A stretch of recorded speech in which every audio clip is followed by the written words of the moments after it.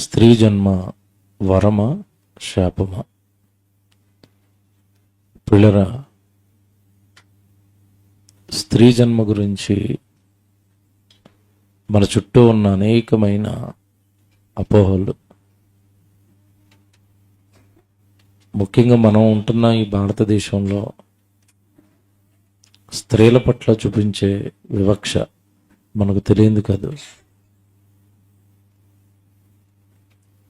స్త్రీ అనగానే, కుమార్తె పుట్టింది అనగానే చాలా మందిలో తెలియని ఒక అసహనం, లేదా ఎక్కడో వెలితి వాళ్ళ జీవితంలో మనకి కనబడుతూ ఉంటుంది.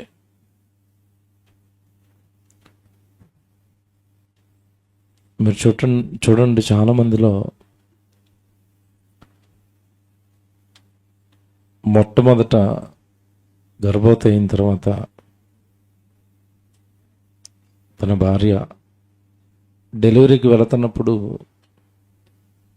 పర్వాలేదు, ఏ బిడ్డ వచ్చినా పర్వాలేదు అనుకుంటాడు. ఆ కాన్పులో అమ్మాయి పుట్టేసింది. పోలే అమ్మాయే కదా అని ఎక్కడో చిన్న లోపల ఉంటుంది, అబ్బాయి పుడితే బాగుందని. ఇంకా ఫస్ట్ కాన్పు కనుక అమ్మాయి పుట్టింది కనుక సర్లే అని అడ్జస్ట్ అయిపోతాడు. రెండో కాన్పు డెలివరీకి వెళ్ళింది. బయట మనోడి పరిస్థితి ఎలా ఉంటుంది చెప్పండి? ఏంటి టెన్షన్ ఇంతకీ? మళ్ళీ అమ్మాయి పుట్టేస్తుందా? మళ్ళీ అమ్మాయి పుట్టేస్తుందా? ఎంత భయం, ఎంత ఆందోళన, తెలియని టెన్షను. డెలివరీ అయ్యేంత వరకు ఎవరితోనూ మాట్లాడండి. పిల్లి తిరుగుతున్నట్టు తిరుగుతూ ఉంటాడు అక్కడే ఆ డోర్ చుట్టూ. ఏంటో వార్త, ఏంటో వార్త, ఏంటో వార్త. పొరపాటున డాక్టర్ కానీ నర్స్ కానీ బయటకు వచ్చి మళ్ళా అమ్మాయి పుట్టిందండి అన్నాడు అనుకోండి, ఇంకంతే, గుండె జారిపోద్ది కిందకి. ఏటో మరి ఆడపిల్లలు పుడితేనండి తెలియని భయం, ఏదో కోల్పోతున్న ఆందోళన సమాజానికి ఎక్కువైపోయింది. ఏమండి, ఇది నేను కళ్ళారా నా కళ్ళ ముందు చూశానండి. నేను పనిచేసిన కంపెనీలో మా ఫ్రెండ్, నాకంటే పెద్దోడు, కాస్త నాకంటే ముందు వివాహం అయిపోయింది. ముందు అమ్మాయి పుట్టిందండి. స్వీట్లు అట్టుకొచ్చాడు ఆఫీస్కి. ఫస్ట్ అమ్మాయి పుట్టినప్పుడు అందరు కంగ్రాట్స్ చెప్పాం. రెండోసారి కాన్పుకి వెళ్ళింది. రెండోసారి అమ్మాయి పుట్టింది. ఏం తేలదండి. నీరసంగా వచ్చాడు. నీరసంగా వచ్చి, ఏందన్నా ఏంది, హుషారుగా ఉండాలి కదా, వదినకి ఏమైంది అందరూ అడుగుతారు కదండి. ఏ బిడ్డ పుట్టాడంటే చెప్పలేక బాధపడుతూ చెప్తున్నాడండి. ఈసారి కూడా అమ్మాయి పుట్టింది సీను అంటున్నాడు. అంటే అమ్మాయి పుడితే అంత భారమా, బాధ? కొడుకు పుడితే ఏమన్నా కోటీశ్వరుడు పుట్టాడా ఏంటో తెలీదండి. విచిత్రం చూడండి. అసలు ఎవరైనా ఇద్దరు పిల్లలు పుడితే చాలు అనుకుంటాం కదండి. మనోడు కోరిక తీరలేదు. ఏ కోరిక? నా వారసుడు పుట్టాలట. ఇదేదో పెద్ద మొఘల వంశం అయినట్టు. ఈ మొఘల వంశానికి ఎవరు ఉండాలట? వారసుడు ఉండాలట. కోపం అండి. ఈసారి ఏం చేశారంటే, అమ్మాయికి ఫ్యామిలీ ప్లానింగ్ ఆపరేషన్ చేయించకుండా, ఆవిడ అప్పటికే బలహీనంగా ఉంటుందండి పాపం, చాలా వీక్గా ఉంటుంది ఆవిడ. మేమందరం చెప్పాం, ఎవరైతే ఏముందన్న ఆవిడ ఆరోగ్య పరిస్థితి బాగోలేదు కదా అంటే, లేదు నాకు ఎవరు కావాలి? వారసుడు కావాలి. మూడోసారి కూడా ఉంచేశారండి. మూడోసారి కూడా ఆడపిల్ల పుట్టేసింది. సుమారు 20 రోజులు ఆఫీస్కి రాలేదండి. మందు తాగేసి రోడ్ల మీద పడుకొని ఊరికి వెళ్ళిపోయి వాళ్ళ అమ్మ నాన్న దగ్గరికి భార్యను తిట్టడం. ఏమంటే అప్పుడే బిడ్డను కన్నా ఆ బాలింతను కొట్టాడండి. చంపేస్తానంటున్నాడు, విడాకులు ఇస్తానంటున్నాడు, మంచిదాను కాదంటున్నాడు. నిజంగా నా లైఫ్లో నేను చాలా ఇరిటేట్ అయిపోయినాను. అప్పుడు మాకు పిల్లలు లేరు. అప్పటికి అసలు మాకు పిల్లలే లేరండి, మాకు లేటుగా పుట్టారు. వీడి గోల చూసి, ఇదేటి దేవా, ఏటి గోల, ఎవరైనా గర్భఫలం యెహోవా అనుగ్రహించు ఎవరిచ్చినా ఆయనే ఇస్తాడు కదా. అంటే ఆడపిల్లను చేసుకోవాలా తల్లి గర్భంలో, మగపిల్లోని చేసుకోవాలన్నది ఆయన ఇష్టం, ఆయన చిత్తం. దాన్ని ఎదిరించటం కదండి ఆడపిల్లని వద్దనుకోవటం. నిజంగా దేవుడు బైబిల్లో రాయించిన మాటలండి ఎంత ధైర్యాన్ని ఇస్తాయి, ఎంత బాగుంటాయి. లోకం బైబిల్ చదివితే బాగుందని ఎన్నిసార్లు అనిపిస్తుందండి నాకు. ఎందుకంటే ఆడపిల్ల పుట్టినా మగపిల్లోడు పుట్టినా పుట్టడానికి కారకురాలు స్త్రీ కాదు. ఎవరు? అబ్రహాం ఇస్సాకును కనను, ఇస్సాకు యాకోబును కనను. అంటే పిల్లల్ని కంటున్నది ఎవరు? ఇప్పుడు ఆ దెబ్బలు కొట్టినోడిని ఏం చేయాలి చెప్పండి? బైబిల్ మత్తయి సువార్త 1 అధ్యాయం చదివించి తిరగబడి మళ్ళా కొట్టాల. ఒరే, ఆడపిల్లలు కన్నది ఆవిడ కాదురా, ఆవిడ మోసింది అంతే. కన్నది ఎవరు? అది నడ్డి ఎరగొట్టేలా. కన్నది నువ్వు, కన్నది తండ్రి. పురుషుని గర్భంలో నుండి వెళుతుంది స్త్రీ అయినా పురుషుడైనా. అబ్రహాం ఇస్సాకును కన్నాడట, ఇస్సాకు యాకోబును కన్నాడట, యాకోబు యోదాను అతని అన్నదమ్ములను కన్నాడట. యాకోబు ఒక కుమార్తెను కూడా కన్నాడు. దేనా అంటే ఇప్పుడు పిల్లల్ని కన్నది ఎవరు? పురుషుడు. ఆడపిల్ల ఏం చేస్తుందండి? మోస్తుంది తన గర్భంలో. అవయవాలను చేసింది దేవుడు. ఆ బిడ్డ ఏమో వచ్చింది పురుషుని గర్భంలో నుంచి. ఎటొచ్చి అమాయకురాలుగా మోసిన ఆవిడని కొట్టడం, తిట్టడం. చాలామంది మీకు తెలుసో లేదో, కొంతకాలం క్రితానికి వెళ్ళిపోతానండి, మగబిడ్డ పుట్టకపోతే విడాకులు ఇచ్చిన వాళ్ళు కూడా ఉన్నారు. మీకు తెలుసో లేదో. ఆడపిల్లల్ని కంటుందని భార్యను విడిచిపెట్టిన వాళ్ళు కూడా ఉన్నారు. ఎందుకో ఆడపిల్ల మీద ఇంత ద్వేషం పెంచుకున్నారు అంటే, ఆడపిల్ల అంటే ఏంటో అసలు అర్థం అవ్వలేదు. స్త్రీ జన్మ పరమార్థం అవ్వలేదు. స్త్రీ గొప్పతనం అర్థం కాలేదు. నేను చెప్తాను, ఇప్పుడు బాగా వినండి పిల్లరా. స్త్రీ జన్మ అనేసరికి, స్త్రీ అనేసరికి తెలియని ఏదో వెలితి, స్త్రీ మాకు వద్దనుకునే ఆ భావన చాలా మందిలో ఉంటుంది.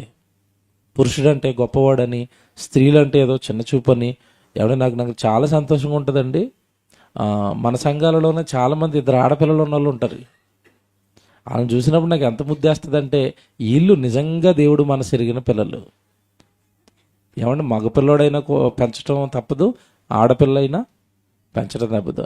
యాజ్ పర్ ఇప్పుడు ఉన్న సొసైటీలో కాస్త వృద్ధాప్యానికి వచ్చిన తర్వాత ప్రేమించేది ఎవరు ప్రేమిస్తారు తెలుసండి? ఆడపిల్లే ప్రేమిస్తుంది. మగోడు ఆవిడతో ఉంటాడు. నేను ఏం చేయనమ్మా, అమ్మగారు ఒప్పుకోవట్లేదు అంటాడు. భర్త వద్దంటన్నా, అత్తమామలు వద్దంటన్నా, ఏదో ఒక రకంగా తల్లిని తండ్రిని చూసుకోవాలని ఆరాటపడే తత్వం ఎవరిలో ఉంటుందంటే ఆడపిల్లలో ఉంటుందండి. ప్రేమ, తల్లిదండ్రులు అంటే బాగా ప్రేమ చూపించేది ఆడపిల్లలే. ఎందుకంటే పురుషుడికి మరో ప్రేమ దొరుకుతుంది, స్త్రీ ప్రేమ. అందరూ పడిపోతాడు. కానీ ఆడపిల్లకి అమ్మనాన్నలు వాళ్ళ మనసు ఎప్పుడు అమ్మనాన్నలను ప్రేమిస్తూ ఉంటుంది. పిల్లరా, స్త్రీ గురించి బైబిల్లో దేవుడు ఏం రాశాడంటే, మీరు చూడండి, స్త్రీలకి ఒకప్పుడు మన భారతదేశంలో విద్య, చదువులో హక్కు లేదు, ఆస్తిలో హక్కు లేదు. కానీ మీరు పాత నిబంధనలో ఉన్న 5 పుస్తకాలు చదవండి. నిర్గమకాండం, లేవేకాండం, సంఖ్యాకాండం, ద్వితీయోపదేశకాండం చదువుతున్నప్పుడు ఆడపిల్లలకి దేవుడు ఎన్ని హక్కులు కల్పించాడండి. విద్యా హక్కు అలాగిచ్చాడు, ఆస్తి హక్కు అలాగిచ్చాడు. సమస్తం అన్ని హక్కులు పురుషుడితో సమానంగా స్త్రీకి ఇచ్చుకుంటూ వచ్చాడు. అంటే ఇద్దరిని సమానం అన్నాడు దేవుడు. లోకం చూస్తుంది ఆడపిల్లను, స్త్రీని చిన్నగా. కానీ దేవుడు ఏమంటున్నాడో బైబిల్ చూద్దాం. కొరింథీయులకు రాసిన మొదటి పత్రిక, చాలా జాగ్రత్తగా రాసుకోండి. కొరింథీయులకు రాసిన మొదటి పత్రిక 11వ అధ్యాయం 11వ వచనం చదువుదామా?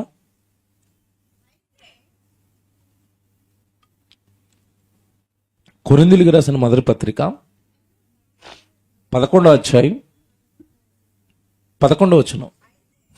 అయితే ప్రభువునందు స్త్రీకి వేరుగా పురుషుడు లేడు. చూసారా? స్త్రీకి వేరుగా పురుషుడు లేడు. స్త్రీ వేరు కాదు నాకు, పురుషుడు వేరు కాదు. ఎంత బాగా మాట్లాడుతున్నాడు చూడండి దేవుడు.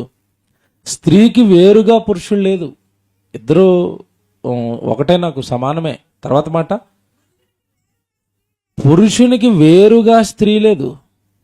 స్త్రీ నుండి పురుషుడు ఎలాగూ కలిగెనో అలాగే పురుషుడును స్త్రీ మూలముగా కలిగెను.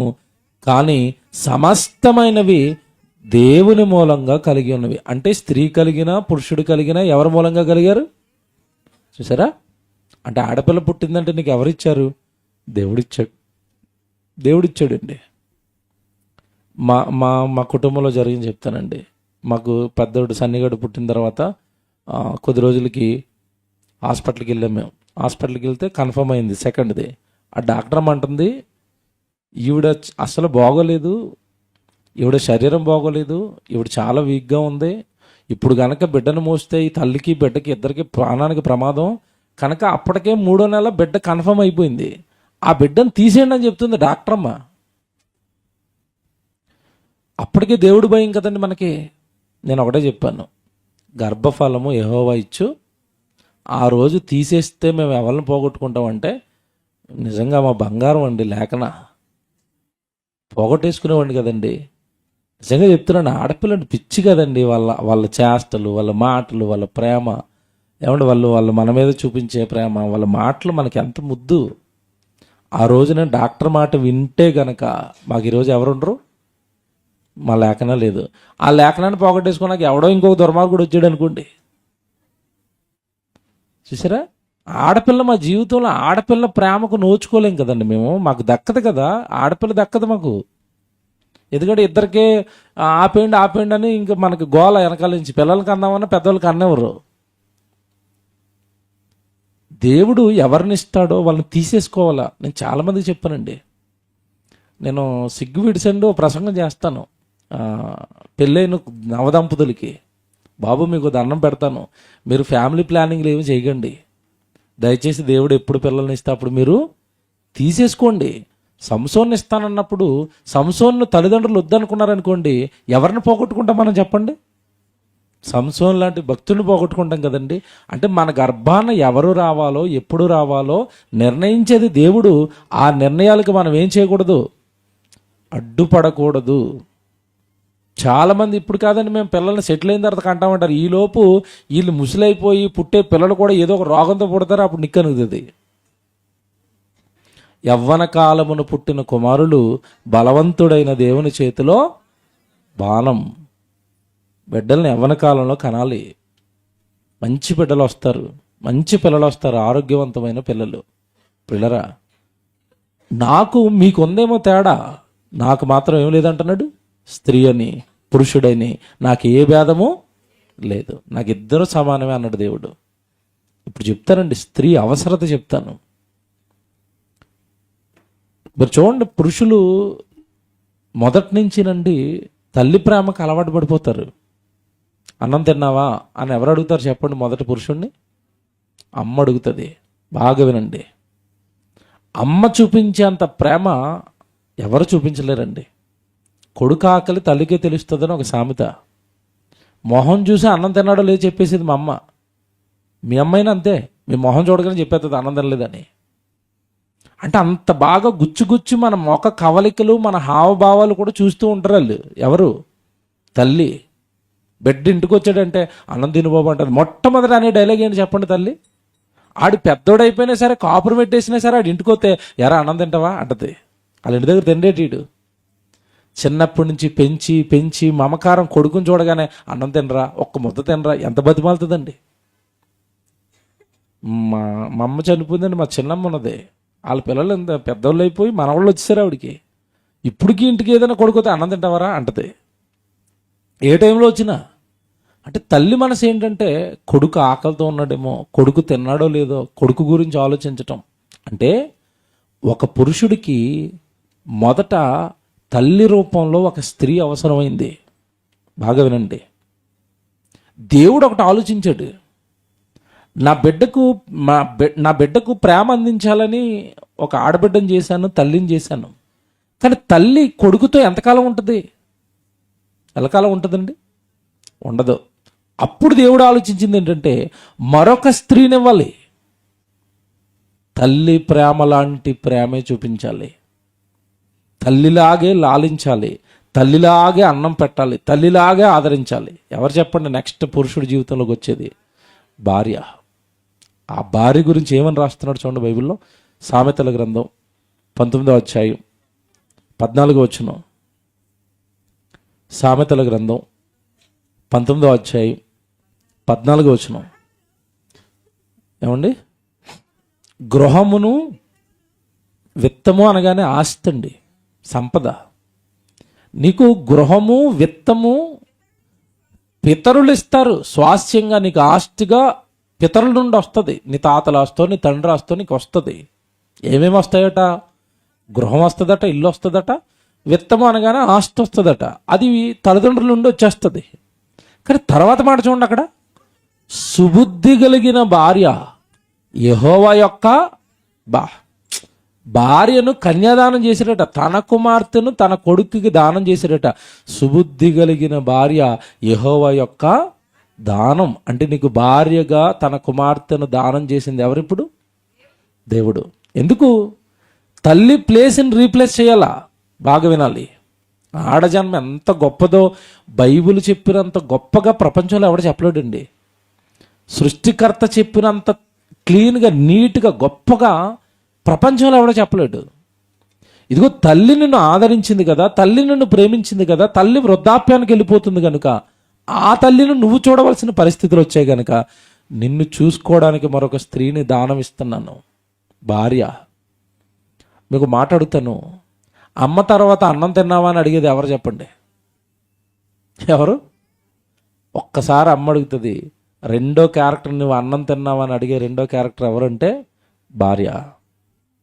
ఎలాగున్నావని అమ్మ అడుగుతుంది. నెక్స్ట్ అడిగేది ఎవరో తెలుసా? భార్య. అమ్మ ఎంతలాగైతే చూసుకుందో అమ్మ ప్రేమనంతా చూపించేది భార్య. కానండి నిజంగా ఈరోజు సమాజాన్ని చూస్తే అమ్మ స్థానం భార్యది. అమ్మను ప్రేమించినట్టుగా ప్రేమించాలి, అమ్మను చూసినట్టుగా చూడాలి. కానీ ఈరోజు పురుషులు ఉంటారండి, ఎన్ని హింసలు పెడతారో, ఎన్ని బాధలు పెడతారో.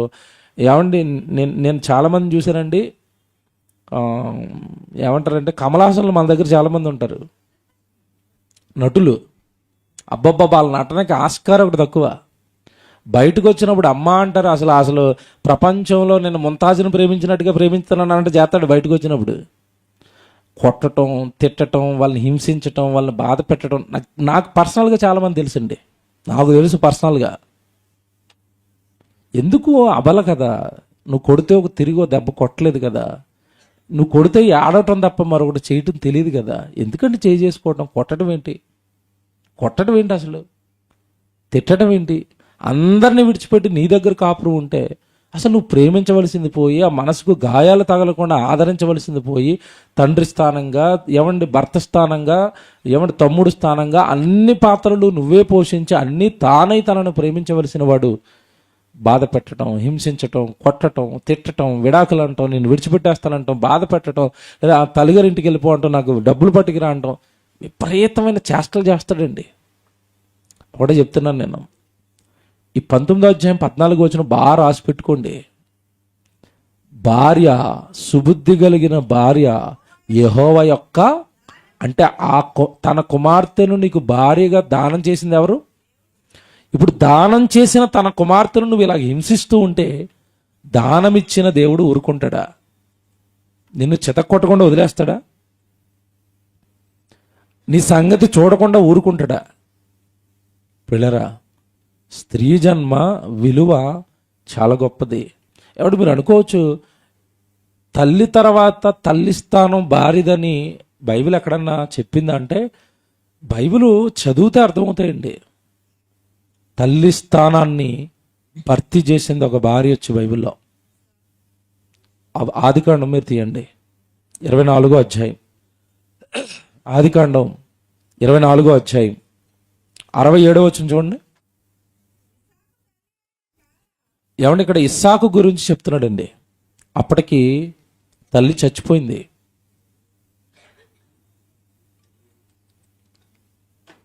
శారమ్మ గారు మీకు తెలుసు కదండి. అబ్రహాం గారికి చాలా లేటుగా 100 సంవత్సరాల వయసులో శారమ్మ కుమారుని కన్నదే ఇస్సాకుని. ఇస్సాకును కనేసరికే వృద్ధురాలు ఈవిడ. ఎవరు? శారమ్మ. బిడ్డ పుట్టేటప్పటికే వృద్ధురాలు ఆవిడ, ముసలైపోయింది. ఎక్కువ రోజులు బిడ్డతో ఉండలేదండి. ఇక్కడ విషయం ఏంటంటే, పిల్లల కోసం ఎదురు చూసి ఒక 90 ఏళ్ళు దాటిన తర్వాత బిడ్డ పుడితే ఆ బిడ్డను తల్లి ఎలా ప్రేమిస్తుంది? మనకు వెంటనే పుట్టిన వాళ్ళకి తెలియదు కానండి, లేటుగా పెట్టిన పుట్టిన వాళ్ళు చూడండి వాళ్ళు ఎలా ప్రేమిస్తూ ఉంటారు. అసలు వాళ్ళ కాలు కింద పెట్టినవారు. నిజంగా ప్రాక్టికల్గా ఇవన్నీ నేను అనుభవించానండి. నేను లేటుగా పుట్టాను మా అమ్మ నాన్నలకి. అబ్బా మా నాన్న చూపించేవాడండి నా మీద ప్రేమ. ఎక్కువ దూరం నడనిచ్చేవాడు కదా నన్ను. చిన్నప్పుడు కాళ్ళు లాగైతే కొడుకు అని ఒక కావిడి కట్టుకుని, ఆ కావిడిలో పక్కన నన్ను కూర్చోబెట్టుకుని ఒక పక్కన బరువు వేసుకుని తీసుకెళ్ళేవాడు. చిన్నప్పుడు ఏమో సైకిళ్ళు ఇవి లేవు కదండి, పేదోడికి ఏమి అందుబాటులో ఉండేవి కాదు. అవి నడవనిచ్చేవాడు కాదు. అంత ప్రేమ చూపిస్తారు లేటుగా పిల్లలు పుడితే. వీళ్ళకి ఏదో 5 సంవత్సరాలకో 10 సంవత్సరాలు లేటు కాదు వీళ్ళకి. ఎవరికి? అబ్రాం గారికి, శారమ్మ గారికి ఒక రకంగా చెప్పాలంటే జీవితం అంతా లేట్ అయిపోయింది. ఆయనకి 100 ఏళ్ళు, ఈవిడ బాగా ముసలైపోయింది. అప్పుడు పుట్టాడు ఇస్సాకు. పుట్టిన కొద్ది రోజులకే అల్లారు ముద్దుగా పెంచుకుందండి. ఎంత గారాబం చేసిందంటే ఇస్సాకును. ఒక సందర్భం మీకు జ్ఞాపకం చేస్తే అర్థమవుతుంది ఎంత ప్రేమ చూపించిందో. ఇస్మాయేల్ అనేవాడు గేలి చేశాడు ఇస్సాకుని. ఊరుకుందా? ఏడు నా కొడుకుని లేక నా బంగారం నా కొండ. ఇస్సాకు పుడితే వాడు నువ్వు గేలు చేయటం ఏట్రా, నువ్వు కానీ మీ అమ్మ కానీ మా ఇంట్లో ఉండడానికి కుదరదన్నది. గెంటేసిందా? ఎవరి మీద ప్రేమతో గెంటేసింది చెప్పండి? హాగర్ని. ఇస్సాకు కొడుకు అండి, లేక పుట్టాడండి. వృద్ధాప్యంలో ముద్దాడింది, చాలా ప్రేమించింది, పెంచుకుంది. అంత ప్రేమ ఆవిడ చూపిస్తున్నప్పుడు సడన్గా ఆవిడ చచ్చిపోతే ఇస్సాకు ఏమైపోతాడు చెప్పండి? తల్లిని పోగొట్టుకున్న వాళ్ళ పరిస్థితి ఇప్పటికీ తెలుస్తుందండి. నాకు కూడా అప్పుడప్పుడు ఏమండి కొంచెం అమ్మ కొడుకు అలా కొంచెం దగ్గరగా ఉండి ప్రేమగా ఉంటే తెలియనివేవో అలా లోపల మనసులో ఆగుతూ ఉంటుంది. మా అమ్మ కూడా ఉంటే నన్ను ఇలా చూసినేమో కదా, నేను ఇలా మీటింగ్లకు వెళ్ళిపోతాను, మా అమ్మ ఉంటే మా ఇంట్లో మా పిల్లలను చూసుకునేమో కదా, నా భార్యను చూసుకునేమో కదా, మా ఇంట్లో ఉండేమో కదా, మాకు ఆ భాగ్యం లేదు అని అనిపిస్తుంది. తల్లిని పోగొట్టుకున్న వాళ్ళ మనసు చాలా బాధపడిపోతుంది, తట్టుకోలేరు. అది వేదన. మామూలుగా పెళ్ళైపోయిన తర్వాత, పిల్లలు పుట్టేసిన తర్వాత తల్లి చచ్చిపోతేనే తట్టుకోలేం. ఇస్సాకు చిన్నోడండి, ఇంకా అప్పటికి ఇంకా వివాహం కూడా కావలేదు, అప్పుడు చచ్చిపోయిందండి తల్లి. బాగా పెంచుకున్న తల్లి, ప్రేమ చూపించిన తల్లి చచ్చిపోయింది. దెబ్బకి ఇస్సాకు జీవితం ఏమైపోయిందంటేనండి దుఃఖంలోకి వెళ్ళిపోయిందండి. తల్లిని పోగొట్టుకోవడం అన్నది చిన్నమాట కాదు. ఇప్పటికీ పిల్లల్ని కనేసిన వాళ్ళు కూడా తల్లిపోతే ఎక్కిపడి ఏడుతారు. నేను చాలామందిని చూశాను అలాంటి వాళ్ళని. మా అమ్మ చచ్చిపోయిందన్నా ఇంకా అసలు వాళ్ళ బాధ వర్ణనాతీతం. ముసలైపోయి చచ్చిపోయినా సరే తట్టుకోలేరు పాపం, తల్లి చచ్చిపోయింది అంటారు. అంతే కదండి. ఆ ప్రేమ, ఆ గుర్తులు, ఆవిడ చూపించిన ప్రేమ జ్ఞాపకం వచ్చి అవన్నీ ఎవరికైనా కన్నీళ్ళు వస్తాయి. ఇక్కడ ఇస్సాకు ఇంకా పెళ్ళి కూడా కాలేదు, తల్లి చచ్చిపోయింది. నిజంగానండి తండ్రి ఆలోచించాడండి, అబ్రహాము నా కొడుకుని కనుక ఇలా వదిలేస్తే, ఒక స్త్రీని పోగొట్టుకున్నాడు. ఎవరిని? తల్లి. ఇప్పుడు తల్లిని పోగొట్టుకున్న ఇస్సాకు మరలా బాగుపడాలి అంటే మరో స్త్రీ దిన జీవితంలోకి రావాలి. అంతేనా? స్త్రీ జన్మ యొక్క విలువ చూడండి. వివాహం చేసుకోకుండా ఏమండి బ్రహ్మచారిలాగా ఉండిపోయిన వాళ్ళు చూడండి, ఆడు ఎప్పుడు మాట్లాడతాడో ఆడికి తెలీదు. అదే వివాహం అయిందనుకోండి, ఓ పట్టును ఉంటాడు, ఓ బాధ్యత ఉంటుంది, పొద్దున్న ఆట వేసుకుని పోతాడు. అదే పెళ్లి పెడాకులు లేవనుకోండి, ఇంక ఉద్యోగం లేదు, డ్యూటీ లేదు, పని లేదు, ఇంకా ఆ గాలి తిరుగులు అన్నీ తిరుగుతూ ఉంటాడు. అందుకే పెద్దోళ్ళు నా చిన్నప్పుడు పని చేసేవారు, ఎవడన్నా చెడుదలు తిరుగుతుంటే ఆడికి పెళ్లి చేసేవారు, తగ్గేవి అవి.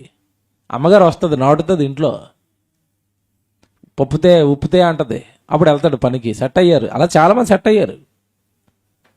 ఇస్సాకు కంటే నిజంగా దుఃఖం. అబ్రహాం ఎంత తెలివిగా ఆలోచించాడంటే, ఈ దుఃఖాన్ని ఎవడ పోగొట్టలేడు, ఈయన జీవితంలోకి మరొక స్త్రీ రావాలి. ఏమంటే పని దగ్గర దాసుని పంపించాడు, నువ్వు వెళ్ళిపోవాలి అర్జెంటుగా, నా బంధువుల దగ్గరికి వెళ్ళాలి, నా బంధువుల దగ్గర నుంచి ఇవిడికి ఒక స్త్రీని తీసుకొని రావాలి. తీసుకొచ్చారు. ఎవరు వచ్చారు అంటే రెబ్కా. నిజంగానండి, రెబ్కా గురించి నేను మూడు గంటలు మాట్లాడానండి, 3 వారాలు మాట్లాడాను. స్త్రీల సమాజం వల్ల ఎవరి దగ్గర ఉన్న ఆడియోలు ఉంటే తీసుకుని వినండి. ఏమి కుమార్తె అండి రెబ్కా. ఏదో ఇస్సాకు దగ్గర వచ్చిన తర్వాత ఇస్సాకుకు జతపరచబడిన తర్వాత మంచిది అనుకుంటున్నారేమో. ఆవిడ లోతులు చెప్పాను ముందే. చాలా మంచిది ఆ పిల్ల, చాలా ప్రేమ, చాలా బాధ్యత, చాలా మంచిది రెబ్కా. నిజంగా దేవుడు కృంగిపోతున్నాడా అనుకున్నాడు ఏటో మరి. ఏమంటే కొడుకు పాపం ఇస్సాకు కరెక్ట్గా ఆ స్త్రీని అక్కడ నిర్ణయించాడు. ఏమంటే రెబ్కా వచ్చింది. వచ్చిన వెంటనే ఆ కాలంలో ఇంకా ఇప్పుడులాగా మరి ప్రీ వెడ్డింగ్ షూట్లు ముందు ఏమంటున్నారు అట్లని ముందు కాదండి, ప్రధానాలు పసుపు పూసుకోవడానికి కొత్త పేరు పెట్టారు ఈ మధ్యకాలంలో.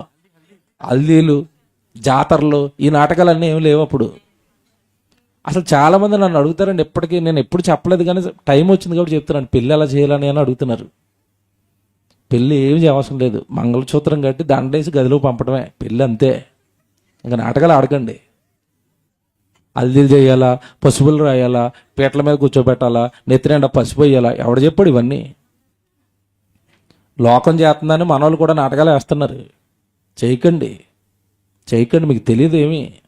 నిజంగా చెప్తున్నాను, బైబిల్ బాగా చదువుకుంటాను నేను, మీకేం తెలీదు. యోసేపుకి మరియమ్మకి ప్రధానమైందండి, పెళ్ళి అయిందని ఉంది బైబిల్లో. అంటే అర్థం ఏంటి చెప్పండి? ఇద్దరికి దండేసి పంట పెళ్ళి అయింది అన్నారంటే అదే పెళ్ళి. హల్దీలట, పసుపులట. ఏమంటే నిజంగా పిచ్చి ఎలా పట్టేసిందంటే, పెళ్లి కొడుకు పెళ్లి కూతురికి హల్దీలట, అది ఆల్రెడీ సెట్ అయ్యి రన్ అవుతుంది. ఈ మధ్యకాలంలో మెచ్యూర్ అవుతారు కదండి ఆడపిల్లలు, వాళ్ళకు కూడా చేస్తున్నారండి ఓ రోజు ముందు హల్దీ ఫంక్షన్ అట. నెత్తి మీద గుద్దేలా పట్టుకుని. అసలు మెచ్యూర్ ఫంక్షన్ చేయడమే తప్పు. ఆడపిల్ల పెద్దదైందని అందరికీ చెప్పడం తప్పు. మళ్ళా దానికి ఇంకో ఎక్స్ట్రా యాడింగా తోక. నిజంగా ఇరిటేట్ అయిపోతున్నానండి నేను. ఏటో వీళ్ళు బైబిల్ దగ్గరకు వస్తారు, వాక్యం పట్టుకుంటారు, అసలు బైబిల్ చదువుకోరా? దేవుడేమో అర్థం అవ్వడా? పిచ్చి పట్టిందా లోకాన్ని చూసి? వాళ్ళు చేస్తామని చేస్తామంటారు. రెబెకాకు ఇస్సాకుకు అబ్రహాము పెళ్ళి ఎలా చేశాడు? ప్రీ వెడ్డింగ్ షూటింగ్లు పెట్టి, ఏమంటే ముందు ఒక ప్రధానం పెట్టి, అంతకుముందు ఇందాక ఏదో అన్నారు పసుపుది, హల్దీ ఫంక్షన్లు పెట్టి, జాతరలు పెట్టి చేశాడా? ఎలా జరిగిందో చూపించిన వాళ్ళిద్దరు పెళ్ళి. ఆదికాండం తీయండి, ఆదికాండం తీయండి.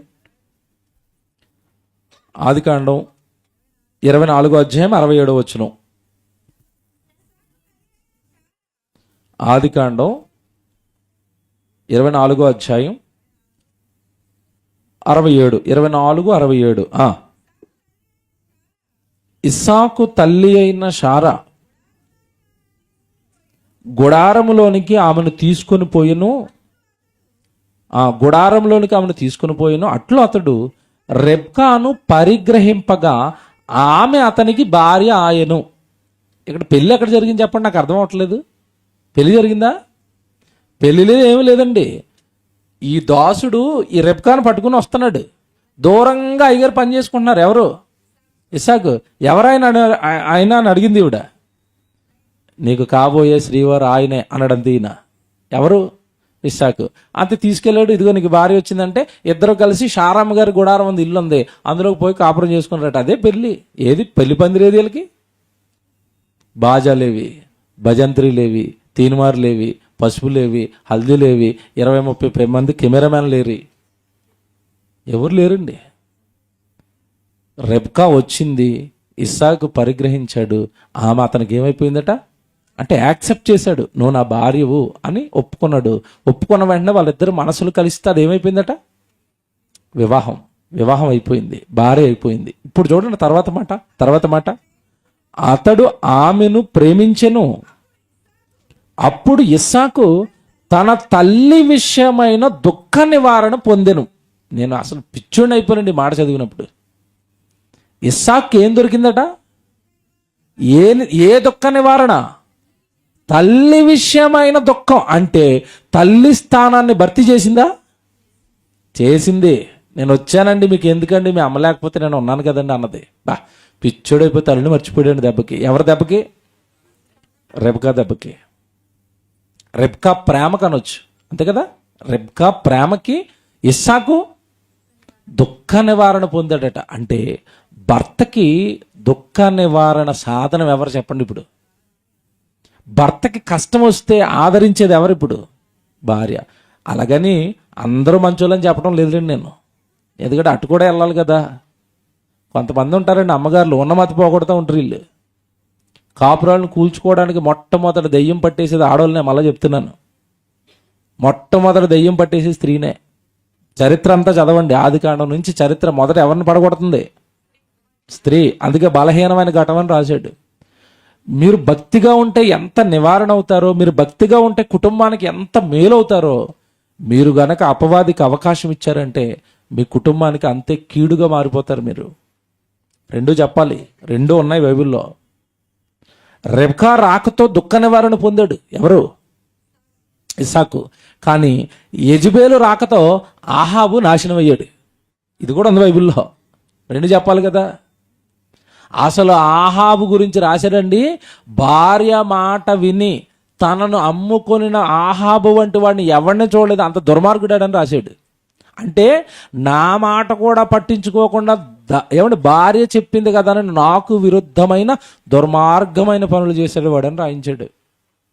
అంటే కుటుంబాన్ని బాగు చేసుకోవాలన్నా, కుటుంబాన్ని కూల్చుకోవాలన్నా ఎవరి చేతుల్లో ఉంది? ఇప్పుడు స్త్రీ చేతుల్లో ఉంది. లోకాశలు వద్దండి మనకి, భక్తిగా ఉందామండి, ఉన్నదాంతో చక్క పెట్టుకుందామండి, దేవుడి కొరకు బ్రతుకుదామండి అంటున్నావా, నీ కుటుంబం బాగుంటుంది. నువ్వు నీ కుటుంబానికి, సమాజానికి వరంగా మారిపోతావు.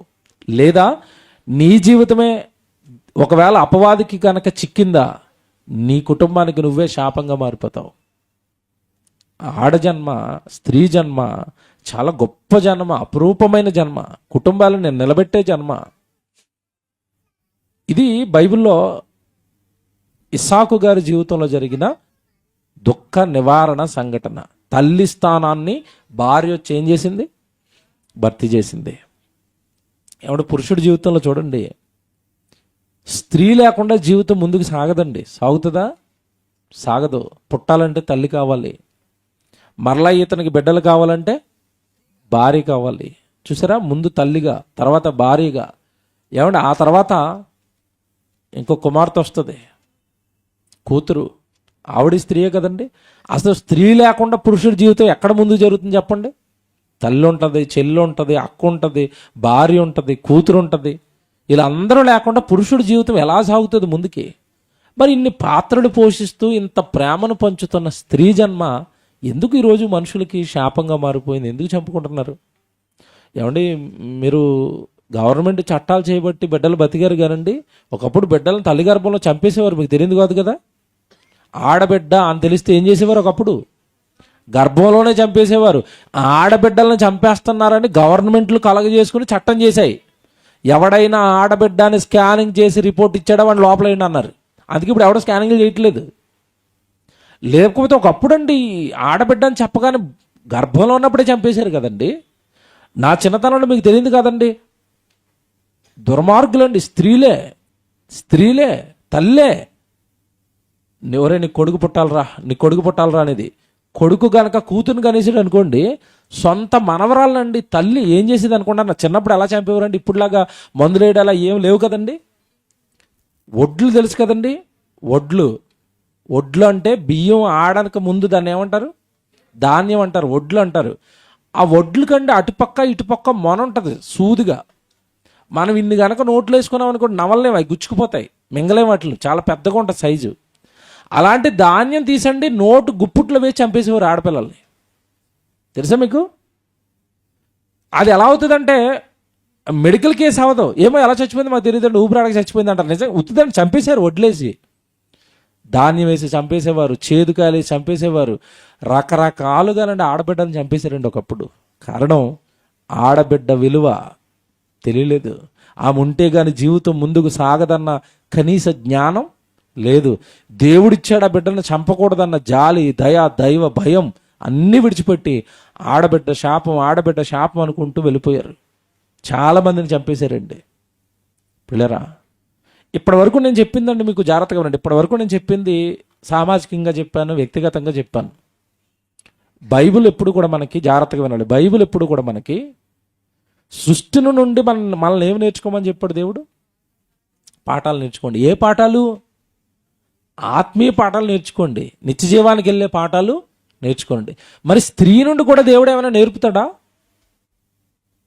చాలా నేర్పిస్తాడండి. స్త్రీ జీవితాన్ని ముందు పెట్టి ఆత్మీయ పాఠాలు చాలా నేర్పిస్తాడు. ఏం పాఠాలు అంటారా? ఎవడి స్త్రీ అనగానే ఇప్పుడున్న స్త్రీల గురించి నేను మాట్లాడటం లేదు, కానీ ఒకప్పుడు బైబిల్లో ఉన్న స్త్రీలండి ప్రభు కోసం వాళ్ళు చేసిన ధైర్య సాహసాలు మీకు చూపిస్తాను. ఇప్పుడు నిజంగా స్త్రీ దేవుడి కోసం ఎంత తెగిస్తుందా అని ఆశ్చర్యపోతాం మనం. నిజంగా వాళ్ళలో ఉన్న ధైర్యం పురుషులుగా మనలో కూడా ఉండదేమో అనిపిస్తుంది. అంత బాగా ఒకవేళ దేవుణ్ణి గనక వాళ్ళు బలంగా నమ్మారా, అంత ధైర్యానికి, అన్ని సాహసాలకి, అన్ని వీరోచితమైన కార్యక్రమాలకి స్త్రీ ముందడుగులు వేస్తుంది.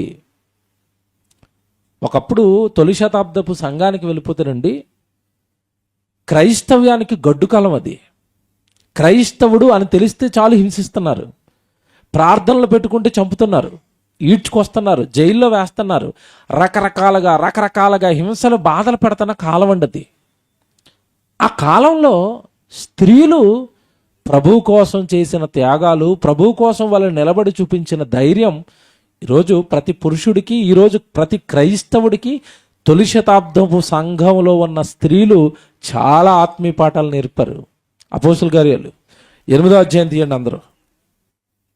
అపోస్తుల కార్యాలు 8వ అధ్యాయం మొదటి వచనం చదవండి. మొదటి వచనం,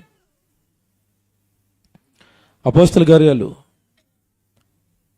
8వ అధ్యాయం మొదటి వచనం. ఆ కాలమందు యెరూషలేములోని సంఘమునకు గొప్ప హింస కలిగినందున అపోస్తులు తప్ప అందరూ యోదయ సమరయ దేశములకు చెదరిపోయిరి.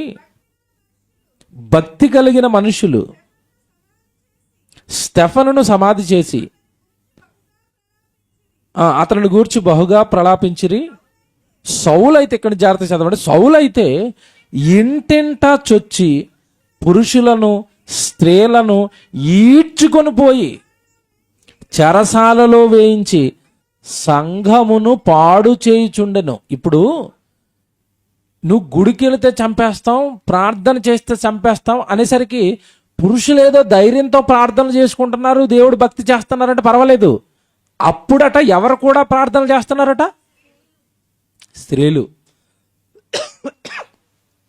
అలాంటి స్త్రీలనండి ఇంటింట చొచ్చి, జాగ్రత్తగా వినండి, ఇంటింట చొచ్చి ఈడ్చుకుని వచ్చి చెరసాలలో వేయించాడట. నేను కూడా మాట్లాడుతానండి, పురుషుడు చెరసాలకు వెళ్ళడానికే గడగడ వణుకుతూ ఉంటాడు. మీ ఇంటి ముందు పోలీస్ స్టేషన్ జీప్ ఆగింది అనుకోండి, పరిస్థితి ఎలా ఉంటుంది? పోలీసు వాడిని చూడగానే చాలామంది పురుషులే పక్క వెళ్ళిపోతారు. స్త్రీలు పోలీస్ అన్నా, స్టేషన్ అన్నా, కోర్టులు అన్నా ఎంత భయం ఉంటుందండి, ఎంత భయం ఉంటుంది. కానీ ఆ రోజట ప్రభు కోసం, రే మీరు ఏం చేస్తారో చేయండి, మా ప్రభుని విడిచిపెట్టం మేమని ఆడపిల్లలు భక్తిలో ఉన్నారటండి.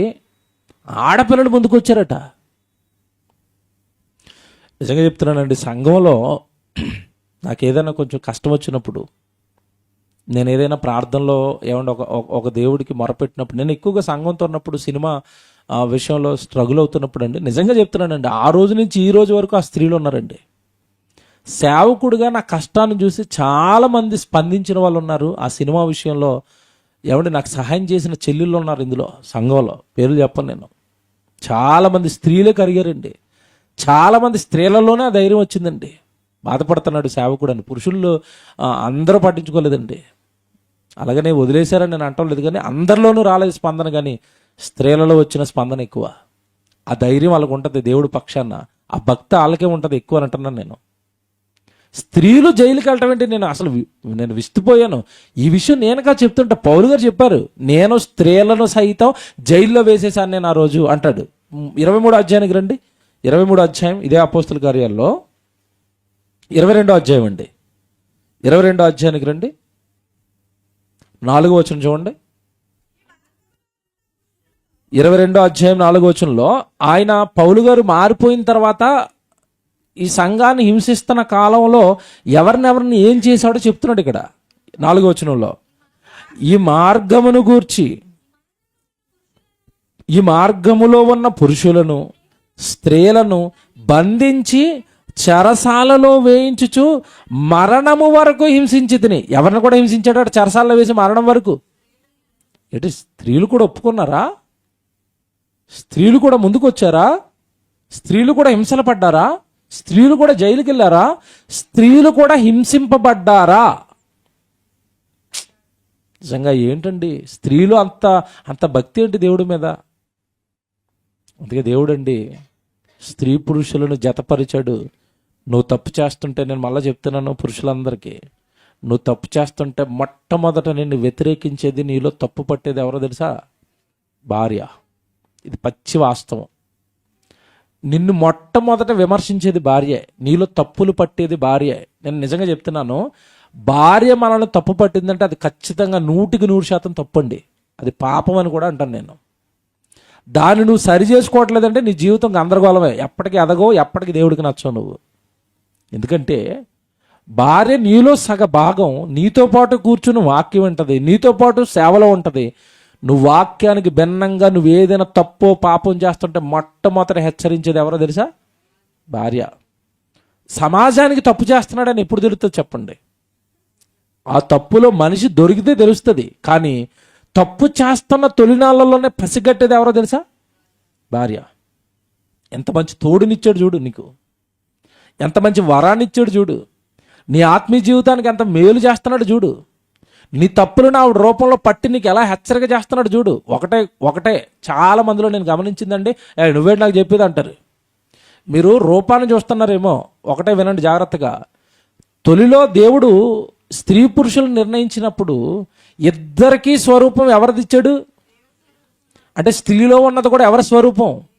దేవుని స్వరూపమే. నువ్వు స్త్రీగా రూపాన్ని చూస్తున్నావేమో, శరీరాన్ని, కానీ ఆ లోపల ఉన్న భాగం నీ తండ్రిలో నుంచి విడిపోయిన ఆత్మస్వరూపం. నీకు ఒక రకంగా చెప్పాలంటే నీ తండ్రి అయిన దేవుడే నీ కళ్ళ ముందు భార్య రూపంలో ఉన్నాడు. నీ తప్పులు పడుతుందామే, నీ తప్పులు చెబుతుందామే, నీ తప్పులు సమాజంలోనికి వెళితే సమాజంలో నా భర్త ఏమైపోతాడో, ఇంత మంచోడని నా సమాజం అనుకుంటుంది, నా భర్త గురించి నా బయటికి తెలిస్తే నా భర్త, నా పరువు, నా కుటుంబం ఏమైపోతుందోనని ముందుగా గ్రహించి నేను విమర్శించేది భార్య. ఎంత మంచి, నిజంగానండి ఆ బాండ్కి నేను ఫిదా అయిపోయాను. నిజమే కదా, నా తప్పులు నా పక్కనే ఉన్నవాడికే తెలుస్తాయి. నా పక్కన ఎవరు, ప్రతిరోజు నా పక్కన ఎవడుంటాడు చెప్పండి? మీరే ఎవరుంటారు? మా ఆవిడ ఉంటుంది మా ఇంట్లో. నా పక్కన ఉండేది నా భార్య.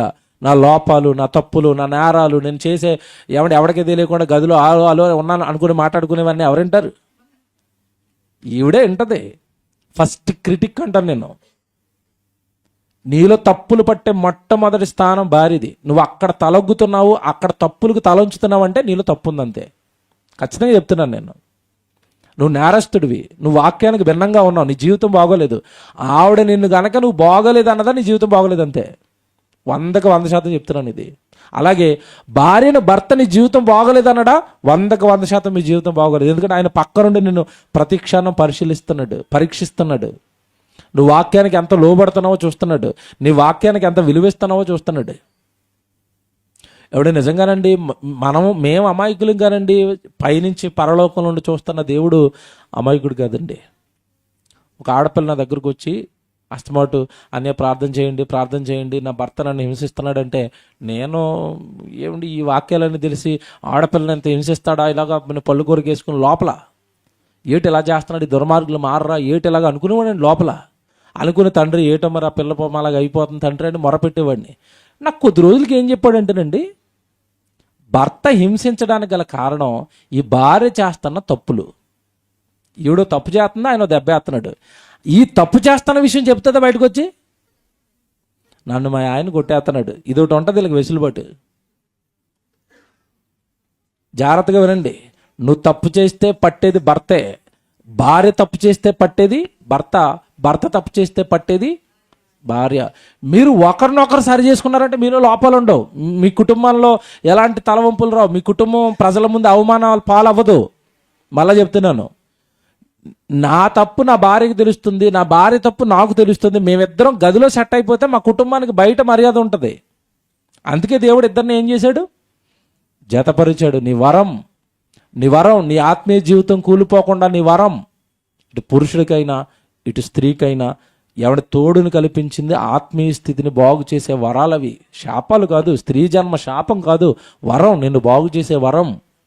నీలో ఉన్న తప్పులను ఎత్తి చూపి బాగు చేయించుకునే వరం భార్యను అలా స్వీకరించాలి. మీకు ఒకటే చెప్తున్నాను, చిన్న చూపు ఏ విషయంలోనైనా మీరు చూడండి, కానీ మీరు దేవుడి విషయంలో ఇలా ఉంటున్నారు అన్నది అనుకోండి, నోరు మూసుకుని వినండి, వినాలి. భార్యల మాట మేమెందుకు వినాలి? మరి నాకు వాక్యాలు చూపించకండి, నేను బాగా బైబిల్ చదువుతాను. భార్యను లోబడమన్నాడు కదా, మేమెందుకు వినాలంటే నేను కౌంటర్ వేస్తాను అక్కడ. లోబడుతుంది ఎప్పుడు? నువ్వు తినమైన పనులు చేస్తే. నువ్వు సరిగా ఉండకపోతే ఎందుకు లోబడుతుంది? ఇంకా బైబిల్ లోపలికి వెళ్ళిపోతే కొన్నిసార్లు భార్య చెప్తున్నది వాక్యానుసారమైనప్పుడు ఆవిడ మాట వినన్నాడు దేవుడు. అన్నాడా? అబ్రహాంతో అన్నాడు. శారమ్మ విషయం, శారమ్మ గొడవ పెట్టేస్తుంది, ఎవరిని పంపించేయమని, ఆగర్ని పంపించేయమని, ఎవరు ఇస్మాయిల్ని పంపించేయమని గొడవ కుటుంబంలో. ఏం చేయాలో అర్థం అవ్వట్లేదు. అబ్రహాంకి ఏడుతున్నాడు, ఎందుకంటే ఇటు కొడుకే దేవుడు వచ్చాడు నాయన, శారమ్మ చెప్తున్నది వాక్యానుసారం. ఎందుకంటే ఇస్సాకు వలన అయినది నీ సంతానం అన్నాను, కానీ హాగర్గాడు ఎవడు? సో వాక్యానుసారంగా మాట్లాడుతుంది మీ ఆవిడ. ఎవరు? శారమ్మ. నోరు మూసుకుని ఈవిడసారికి ఆవిడ మాట నీసే అన్నాడు, అంతే, అయిపోయింది. కుటుంబం చక్కబడిపోయింది, అక్కడ దెబ్బగా చక్కబడింది. అలాక్క తండ్రి, మరి ఇస్మాయిల్ కూడా నా కొడుకే కదా, ఆడిని నేనే కన్నాను కదా అంటే ఒక మాట అడుగుతాను, అబ్రహాము, నీ కొడుకుని నువ్వు బాగా చూసుకుంటావా, నేను బాగా చూసుకుంటానా? నేను బాగా చూసుకుంటాను నీకంటే. నాటకాలు ఆడుకో, హాగర్ నేను చూసుకుంటాను, ఇస్మాయిల్ నేను చూసుకుంటాను, వాళ్ళిద్దరు నాతో పంపు, మీరిద్దరు కాపురం చేసుకోండి అన్నట్టు. ఎలాగొంది తీర్పు? అదిరిపోయింది. సో కొన్నిసార్లు వాక్యానుసారంగా భార్య మాట్లాడుతున్నప్పుడు భర్తలు ఏం చేయాలి? వినాలి. FC 2:5-20 చూపించకండి మీరు, లోబడమన్నాడు నాకు చెప్పకు అనకు. నీకు సగమే తెలుసు బైబిల్. పూర్తిగా బైబిల్ చదవాలి, పూర్తిగా అవగాహన ఉండాలి ప్రతి విషయం పైన. ఏదో ఒక ముక్కట్టుకుని అలాడబడతానంటే ఎప్పటికీ పరిపూర్ణుడు కాలేవు, నువ్వు పరిపూర్ణ జ్ఞానాన్ని సంపాదించలేవు. అలాగని భార్య లోక సంబంధమైన ఆశల్లో ప్రేరేపిస్తున్నప్పుడు ఆవిడ మాట ఏనండి అని చెప్పడం లేదు. నేను మళ్ళా అపార్థం చేసుకుంటారు చాలామంది. ఆవిడ మాట్లాడుతున్నది వాక్యానుసారమైనప్పుడు ఆవిడ మాటకి మనం ఏం చేయాలి? లోబడాల్సిందే. వాక్యం ఎత్తి మాట్లాడుతుందా? లోబడు. వాక్య ప్రకారం నీలో తప్పులు పడుతుందా? లోబడు. నోర్మై, నిజమే అమ్మ, తప్పు చేశాను, సరి చేసుకుంటాను, అయిపోయింది, బాగుంటారు ఇద్దరు. కనుక ఆత్మీయ జీవితానికి స్త్రీ జన్మ ఒక వరం అండి. ఈ అపోస్తుల కార్యాల్లో వాళ్ళు చూపించిన ఆ స్త్రీలు చూపించిన ధైర్యం దేవుడి పట్ల, కుటుంబాల పట్ల. బైబిల్లో నుండి మీరు చదువుతున్నప్పుడు చాలామంది చచ్చిపోయిన వాళ్ళని తిరిగి లేపాడు దేవుడు. లేపాడు. పురుషుల్నే లేపాడా? స్త్రీలను కూడా లేపాడా?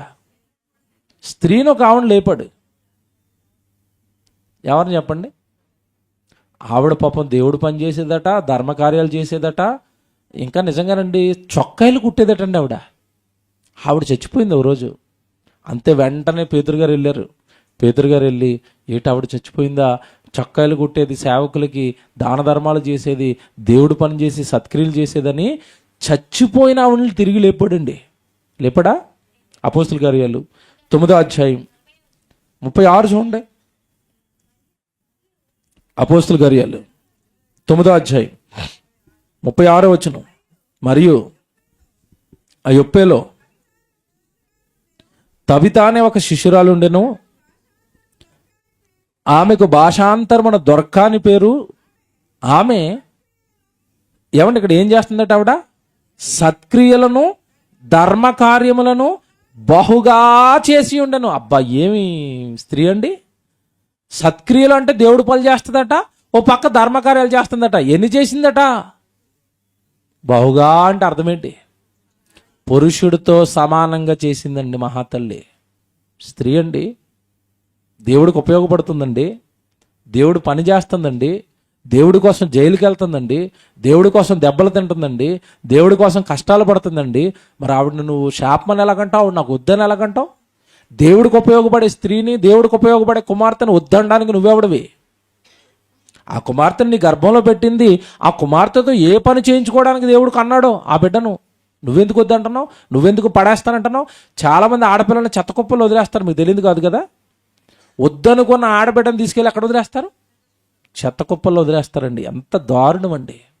ఇప్పుడు చూడండి, బిడ్డ పాపం ఎన్ని కార్యాలు చేసిందట, బహుగా కార్యాలు చేసిందట. తర్వాత ఆ దినమంది ఆమె కాయిలా పడి చనిపోగా, కాయిలా పడి అంటే అర్థం ఏంటి?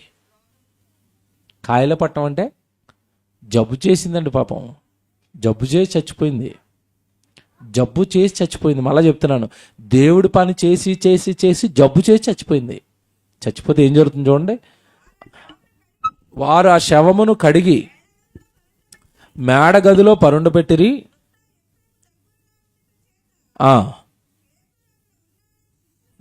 పేతురు అక్కడ ఉన్నాడని శిష్యులు విని అతడు తడవ చేయక తన యొద్దకు రావాలని వేడుకొనగా 2 మనుషులు అతని యొద్దకు పంపిరి.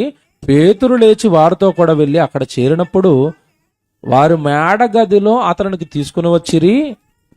విధవరాండ్రందరూ వచ్చి ఏడ్చుచు. ఎందుకు ఏడుతున్నారు? పాపం దొరక చచ్చిపోయింది, తవ్వితే చచ్చిపోయిందని ఏడుతున్నారు.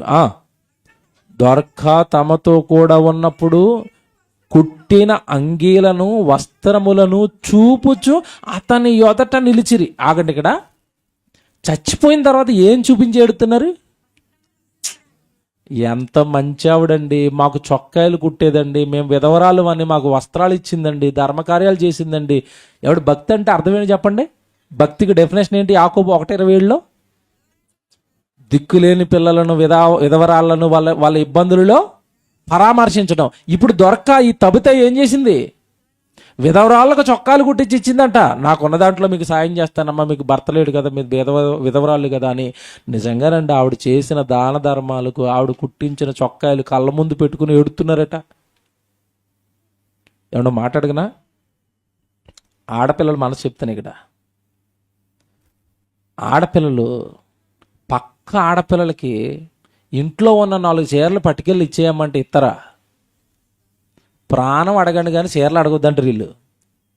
అంత పిచ్చి. ఏమంటే చీరలు అంటే ఏమండి, నిజంగా చాలామంది స్త్రీలను చూశానండి, కుప్పలుగా బీరువా నుండి అలా పేరుకుపోయి చిరిగిపోయి, ఇది నా చిన్నప్పుడుది, ఇది మా నాన్న కొన్నది, ఇది మా మామ కొన్నది, ఇది మా తాత కొన్నది అంటారు తప్ప అందులో ఎందుకు లేనోళ్ళు ఉన్నారు కదా, పేదోళ్ళు ఉన్నారు కదా. అసలు పాపం సంఘానికి వచ్చే ఒక చెల్లో అక్కో, నేను ఎంత అందమైన బట్టలు కట్టుకుంటున్నాను, ఆవిడ అసలు మంచి బట్టలు కట్టుకోవట్లేదు, మంచి చీర కట్టుకోవట్లేదు. నేను మంచి కట్టుకుని ఆవిడ పాత చీర కట్టుకుని నా పక్కన కూర్చుంటే నాకేం పండగ, నాకేం జనవరి 1, నాకేం 25, నా చెల్లి పోలేదు కదా. ఏమన్నా ఎంతమంది అనుకుంటారు చెప్పండి మీలో? ఎంతమంది అనుకుంటారు? నా చీర ఎలాగుందని 4 సార్లు అద్దంలో చూసుకోవడం తప్ప పక్క ఆవిడ చీర ఎలాగుందో చూసావా ఎప్పుడన్నా? పక్కోళ్ళ చీరలు చూసావా? పక్క ఆవిడ ఏ స్థితిలో గుడికొస్తుందో చూసావా? 10,000 చీర పెట్టి కొనుక్కునే బదులు 5,000 పెట్టి 2 చీరలు కొని ఆవిడ కొడు ఇయ్యు. పోనీ 5,000 చీర పెట్టి కొనుక్కుంటున్నావా? 2,500కి 2 చీరలు కొను, సేమ్ చీరలు కట్టుకురండి, ఆవిడ ఎంత ఆనందంగా ఉంటుందండి. ఈ మాటలు మీకు ఎందుకు చెప్తున్నానంటే, నువ్వు గనక ఇలా పక్కోడిని ప్రేమిస్తే నువ్వు చచ్చిపోయినప్పుడు హృదయపూర్వకంగా ఎడుతారు వాళ్ళు. అక్క ఎంత మంచిదండి, నాకు చీరలు కొన్నదండి.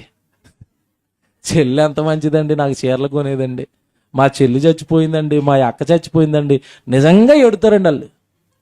ఇప్పుడు తబిత చచ్చిపోతే విధవరాలు ఏటవేటండి వచ్చి, నాకు అసలు మతిపోయింది. అక్కడ విధవరాలు ఏం పట్టుకుని వచ్చారట మళ్ళా? ఇదిగోనండి, ఈ చీరలు మాకు కుట్టించి ఇచ్చిందండి, చొక్కాలు మాకు కుట్టి, మా హాతలు చచ్చిపోయిందండి, ఎలాగైనా మీరు బతికించాలండి. ఆవిడ చేసిన ధర్మకార్యాలు, ఆవిడ చూపిన భక్తి ఆవిడని తిరిగి మరలా బతికించాయి. అక్కడ బతికించాయా లేదా? బతికించాయి. తర్వాత చూడండి ఎంత బాగుంటుంది. పేతురు అందరిని వెలుపలికి పంపి మోకాళ్ళుని ప్రార్థన చేసి ఏమండి శవం వైపు తిరిగి, తబిత లెమ్మనగా ఆమె కన్నులు తెరిచి పేతురుని చూచి కూర్చుండెను. చూసారా, దెబ్బకి తబిత లేవు అనగానే లేచి కూర్చుంది. దేవుని పిల్లలారా, అంటే ఆవిడ బ్రతకడానికి గల కారణం, ఆవిడను బ్రతికించింది ఆవిడ చేసిన ధర్మకార్యాలు, ఆవిడ చేసిన సత్క్రియలు. స్త్రీ జన్మ ఎంత బాగుందండి. నేను ఇంకా గంట చెప్తాను, అంత రాశాను, మీరు అలసిపోతారు. స్త్రీ గురించి చెప్తే ఎంత మంచోళ్ళండి బైబిల్లో స్త్రీలు, చాలా మంచోళ్ళు. దేవుడు మన్నలను పొందుకున్నారు. ఏమండి, ఒక లాజరును తిరిగి లేపాడని మన బైబిల్ చదువుకుంటాం. సేమ్ తబితను తిరిగి లేపాడా అంటే దేవుడికి స్త్రీ పురుష భేదం ఏమైనా ఉందా? నా కోసం బ్రతికితే ఆడపిల్లవైనా సరే నా గుండెల్లో పెట్టుకుంటానమ్మా అన్నట్టు. స్త్రీ జన్మ ఎంత గర్వంగా గొప్పగా కనపడుతుంది బైబిల్లో. స్త్రీని ఎంత దేవుడు స్త్రీ జన్మ ద్వారా ఎంత గణపరచబడ్డాడు. నీ కుమార్తె అలా పెరగొద్దా? నీకు ఇచ్చిన కుమార్తె అలా పెరగొద్దా? నీ కుమార్తె అలా భక్తిపరురాలు అవుతుందేమో, ఎందుకు వద్దనుకుంటున్నావు? ఎందుకు నాకు ఆడపిల్ల పుట్టిందని బాధపడుతున్నావు? ఓ తబిత అయిపోద్దేమో నీ కుమార్తె, లేదంటే ఒక మరియమ్మ అయిపోద్దేమో. బైబిల్లో ఎంతమంది అండి అలా భక్తిపరులైన స్త్రీలు మనకు కనపడతారు. అలాంటి బిడ్డ నీ గర్భాన పుట్టినప్పుడు ఆడపిల్ల శాపం అని ఎందుకు అనుకుంటున్నావు? నేను చాలామందిలో చూశానండి, విపరీతమైన కోపం వస్తుందండి. ఆడపిల్ల ఉంటుంది, మగపిల్లడు ఉంటాడు, ఇద్దరిని ఈక్వల్గా ప్రేమించరు వాళ్ళు. మగపిల్లడు ఆడు ఏది కావాలంటే అది కొండ మీద కోతుంది అమ్మడి తెచ్చిచ్చేస్తాడు. ఆడపిల్ల అడిగితే నువ్వు లోపల బా, నీకేం అవసరం లేదు. ఆ పిల్లకి మనసు ఉండదా? నిజంగా చెప్తున్నానండి సభాముఖంగా, మా ఇంట్లో రివర్స్.